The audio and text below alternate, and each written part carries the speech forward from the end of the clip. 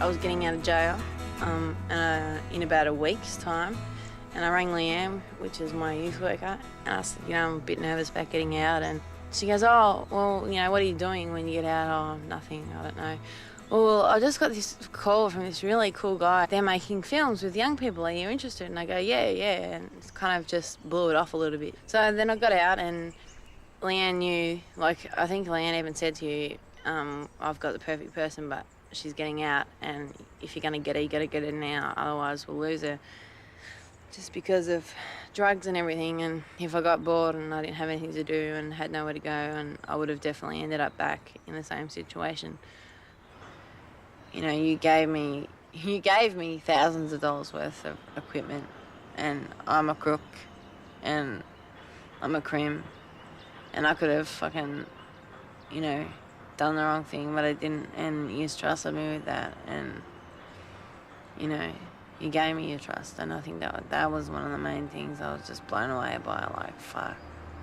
No one would do that, I'm fresh out of jail and you're letting me use all this stuff, and... I find time in you.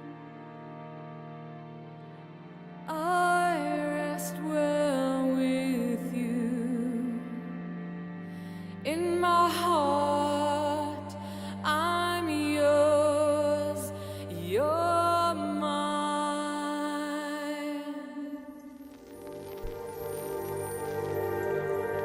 Until the end of time. Until the end of time.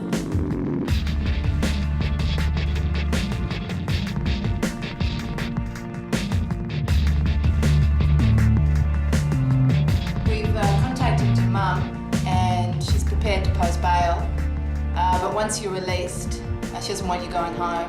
Everybody has a life to explain. Everybody in this whole wide world, doesn't matter what culture we come from, there is a meaning to life.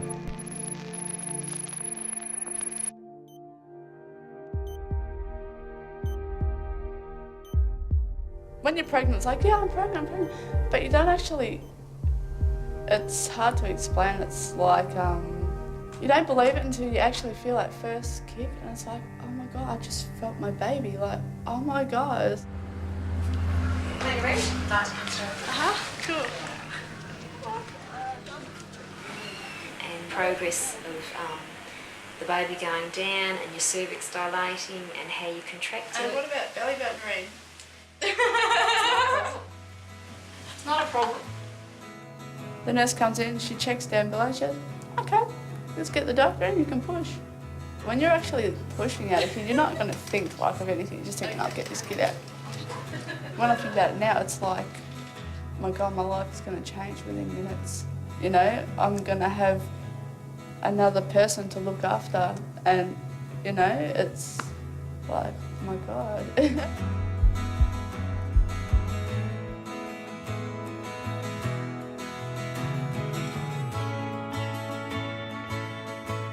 I just stared, I was just stared, and I just kissed her. I was like, so that's what you look like, and it's like, I didn't cry. I was just so amazed that this child was like, and I pushed that out, it's like, look how small I am, it's like, you just don't believe how you do it.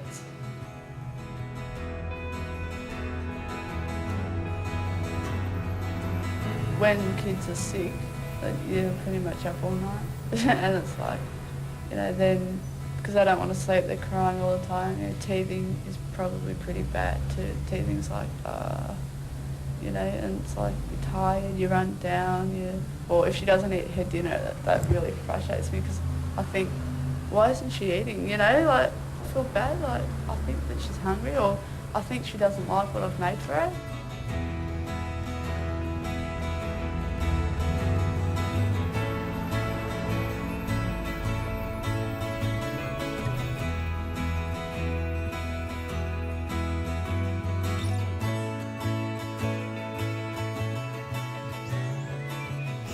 My pregnancies were fine. Like I had little moments where, you know, I'd have a kick in the belly and I'd panic sort of thing, just little things like that. But I had a good pregnancy. The labours were awful. My first one was 15 hours and I had it drug-free. First week I took him home, I just cried every night. It was just horrible. I had probably 1 hour sleep every night for that whole week.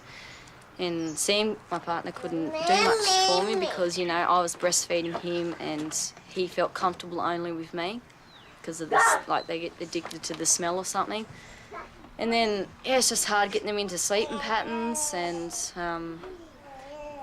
around about 8:30 at night is the only time throughout the whole entire day I get to sit down and watch at least half an hour worth of TV, and the rest I'm just constantly on my feet all the time. Please don't. Wild man. Mine. When they first open their eyes, it's just the most magical moment I've ever experienced. They're crying and everything, but they just look at you for the first time and you think, wow, this is what I've carried in my belly for 9 months. And you just get this moment and it's just beautiful. And you don't really have too many precious moments after that because you just feel like you just get so angry all the time and cranky at them. And some stages you feel like throwing them out the window. You just get to that stage. But they get to a certain age where you get everything right and then you're happy about everything. So.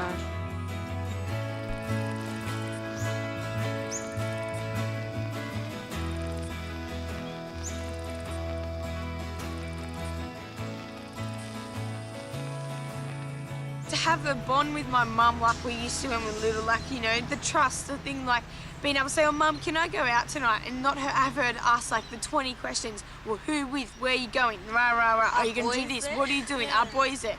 And all the like 20 million questions. Like, you know, yeah, they're looking out for your safety, but you think, I'm not doing something stupid. But then when your parents give you the 3rd degree, you go, well, let's just go rebel and get back at them. 2 years ago, I was a little deviant. Now, I live at home. My relationship with my mum's good, actually. Like, I lost my dad at the end of year 11. I cried when it happened. I cried a little bit at the funeral, not really, because I held my head high and I knew what was going on. And then it's just when I think about it, like, he didn't make it to my 18th birthday. He didn't make it to my 17th birthday, like. He was going to walk me down the aisle. But I think, no, he'll be sitting right here, walk me down the aisle, so I won't. I'll walk down by myself. Walk you down the aisle. He'll be there and, yeah. Stepping out and stuff, but yeah, it's just reality-wise. You think, well, what's going to happen here, what's going to happen there, but...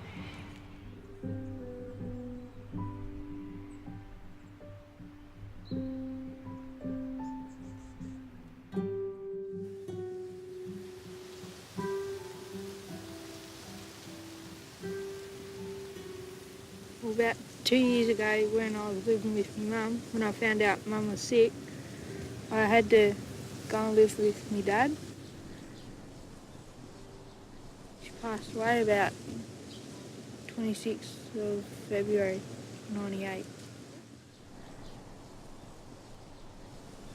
Me and my dad's wife didn't get on.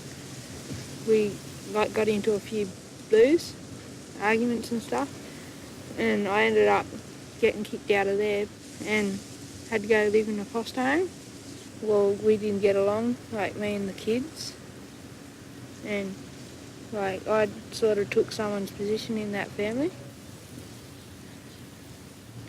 Then I had to come over and live with my aunt and uncle.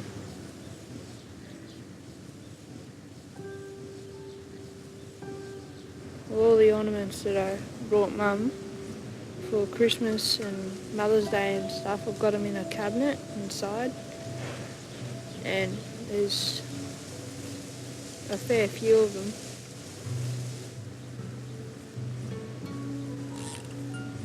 I just think about it sometimes. Just think about all the things, good times. I gave them to her for Christmas, her birthday, Mother's Day and stuff like that, all them special occasions.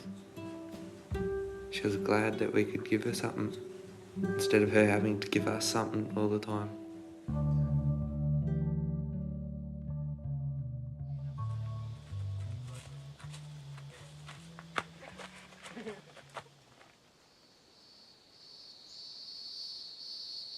Basically, it all started, 6 years ago, and like things were all right before it all happened, and there I was going well at school and all that stuff.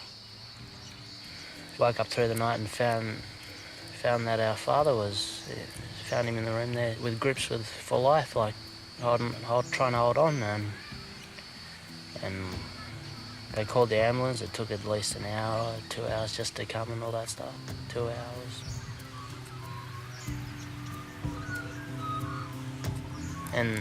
And the station was no more than a few blocks away.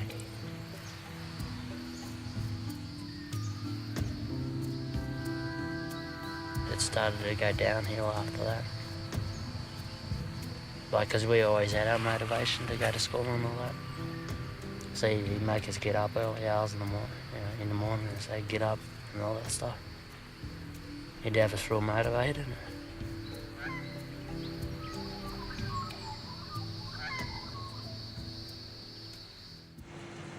Oh, she was cool. She worked real hard to make sure I had everything that I wanted. I made sure that we both had a roof over our head, and clean clothes, and nice food. And, I remember looking up to her a lot. Just like any other adolescent, I guess. Who starts seeing their parents as the enemies, and I guess I had that kind of, there was a lot of hostility between us. We didn't see eye to eye.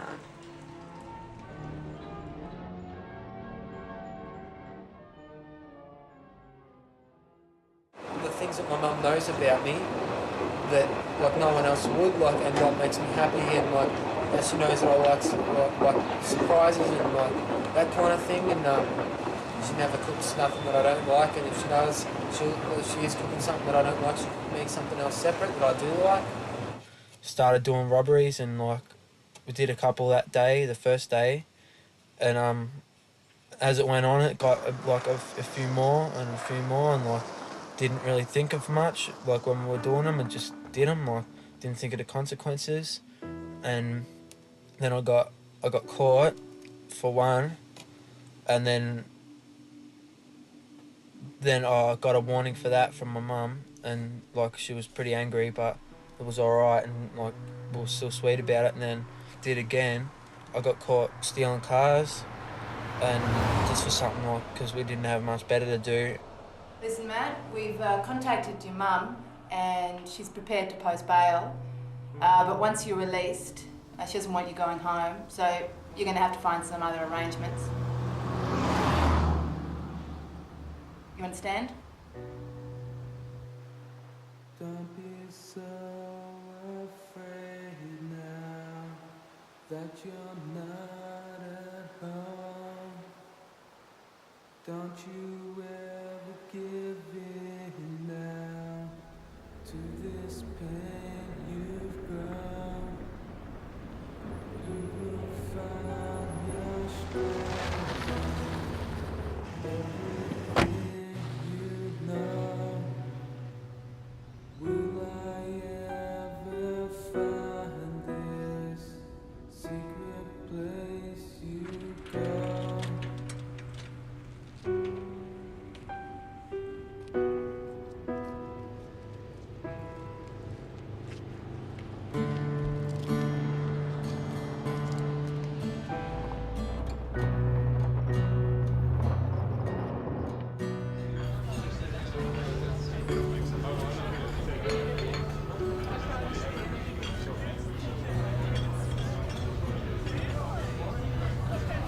What's the matter, love? We'll finish our coffee, we'll go and do a bit of shopping after this. I think I'm going to go shopping. What? Yeah, I'm not going. Beck, why? What are you going to do? I'm going to see a couple of friends now. The only friends you've got are junkies. Says later.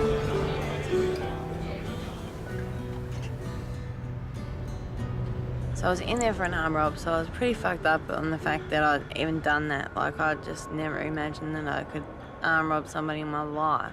I ended up grabbing the money out of one till, and there was another till there, and I couldn't get it open, so I just grabbed the whole till, and I was running down the street, and I jumped in my friend's car, and as soon as I got in the car, I put the seat down, and I had the till down on the ground on the floor. And tears come streaming out of my eyes. The adrenaline was pumping, but tears come out.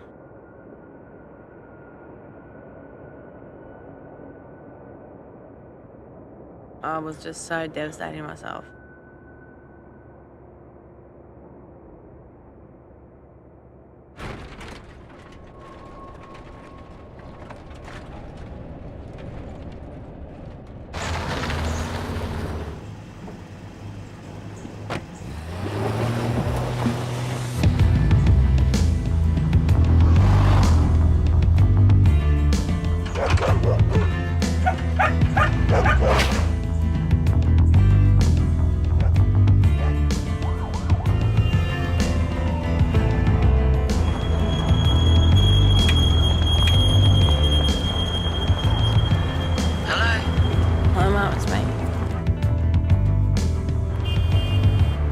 What's happening? No, nothing. I'm just getting on the train now, so I'm late. Don't bother, Beck. You're not coming home here. Why not? It's over fucking used. Oh, Beck, what do you think? I'm an idiot? I can tell by the way you're slurring. You can hardly even talk. All right, what? You're just going to let me stay out on the street on the first night out? No, Beck, I don't know what to say to you. All I could say is if you want to be a junkie, go and live like a junkie. Mum! Mom! Answer the door! I want to talk to you!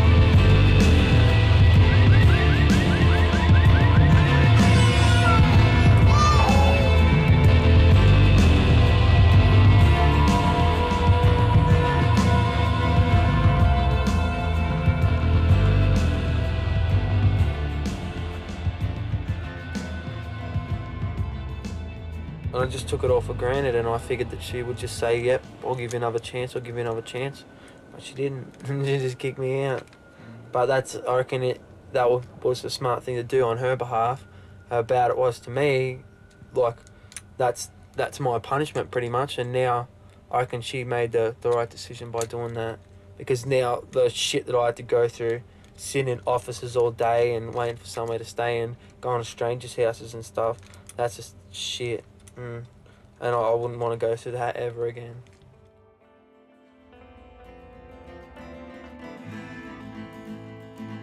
The love and everything continued. All that was getting felt was her.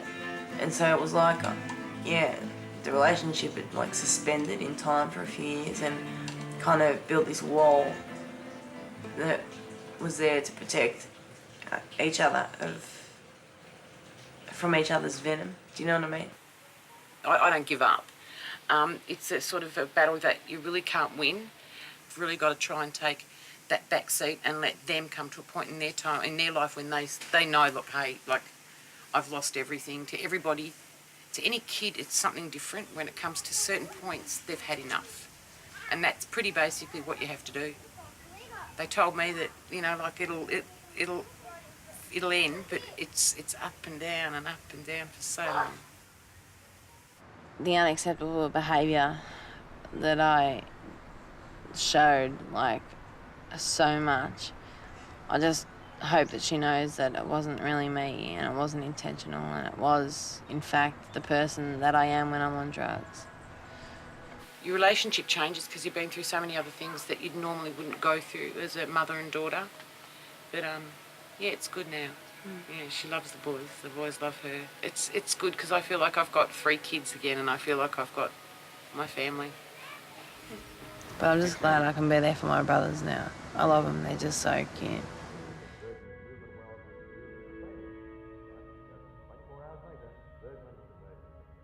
Beck, I don't know what you're going to do. You want to be a junkie?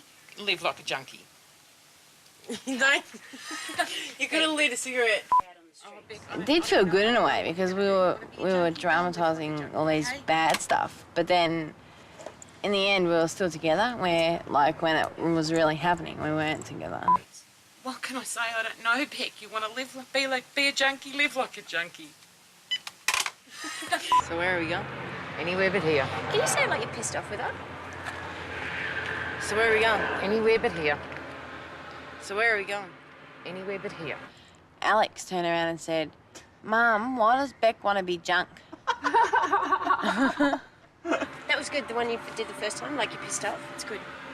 Yeah, your Beck? hands going. I'm trying to be pissed off. I mean, to me, there should be some other place other than prison for drug addiction. It's crazy. I can never, ever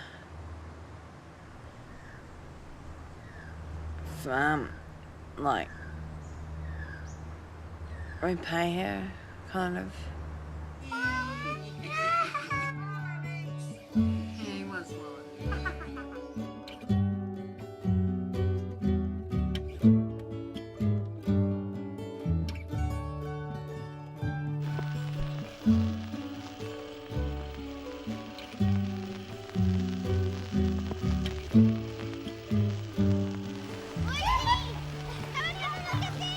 And on Christmas Day,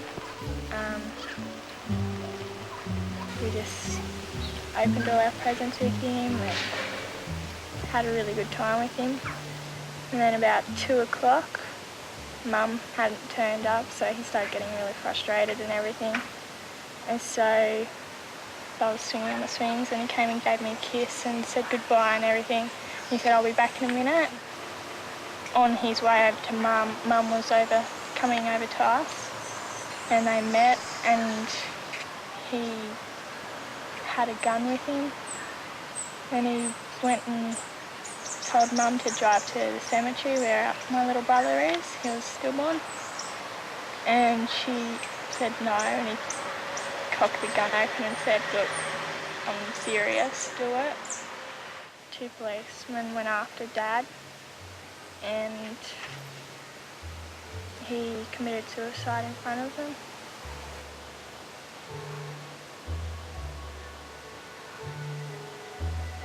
Well, I actually wrote this poem when I was really upset and everything. I called it I'll Always Miss You. It's been 3 years since I've seen your face and I can't remember your embrace. I know you thought it was the only way out, but the thing was, Dad, you needed help without doubt. I've always loved you and always will, but I hated the way you nearly killed. Some nights were tough, you must admit. Oh, Dad, why'd you have to hit?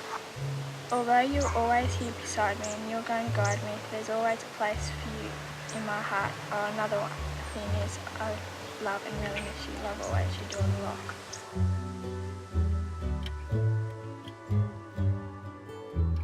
And even in the situation that we were in, it would have ended up probably, like if he hadn't committed suicide, we wouldn't have ended up living with him. But even being able to get on the phone and saying, hey Dad, how you going? You know, do you want to come over for the weekend, or can I come over there for the weekend, or, you know, things like that. Just miss not being able to see him pretty much.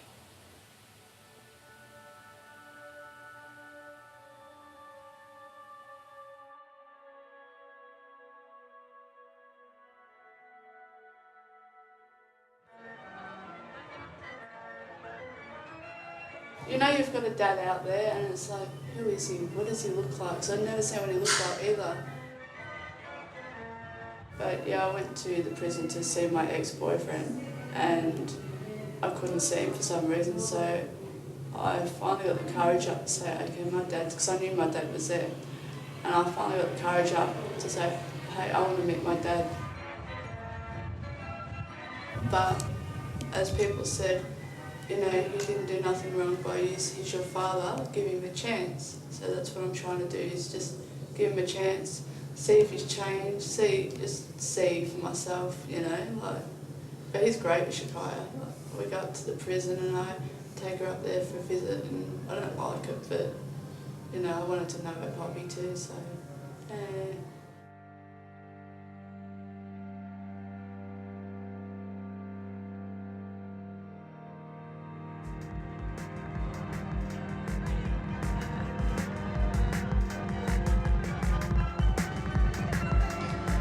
Hi Kat, hi Phil. I think the all-nighter was really unorganised.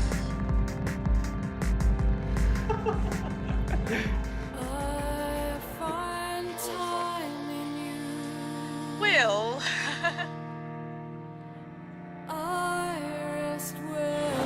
What scares me? Spiders. Spiders scare the shit out of me.